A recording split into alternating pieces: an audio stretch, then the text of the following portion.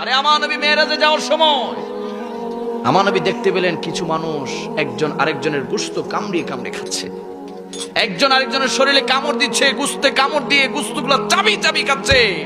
আমার নবী বলে, জিবরাইল এরা কারা, এরা কারা?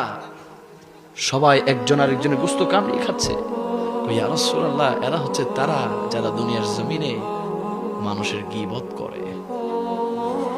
নাউজুবিল্লাহ বলি না? ইয়া রাসূলুল্লাহ, তারা যারা আরেকজনের উন্নতি সহ্য করতে পারে না। বিদেশে গেছে, টাকা পাঠাইতেছে, কবিরাজের কাছে যাই পান মারে, কবিরাজের কাছে যাই সালান লাগাই দেয়, যাতে বিল্ডিং উড়াই লাইতেছে, আমার তো মাথা গরম হয়ে যেতেছে, এদের একটু ফেলাই দেন, এর একটু ফেলাই দেন, এত 2 তলা উঠাই ফেলছে, আমি তো আত্মহত্যার অবস্থা হয়ে গেছে, আমার ফাঁসের ঘর 2 তলা আর আমার টিনের ঘর, কেমনে সম্ভব?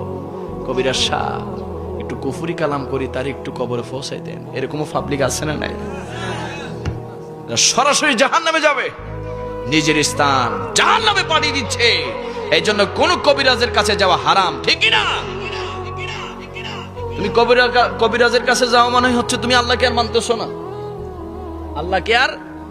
আল্লাহকে বিশ্বাস যারা করে না তারা কবিরাজের কাছে যায় আরেকজনের ক্ষতি করার জন্য। এই জন্য এলাকার মধ্যে গীবত মিথ্যা চলবে, আওয়াজ চলবে,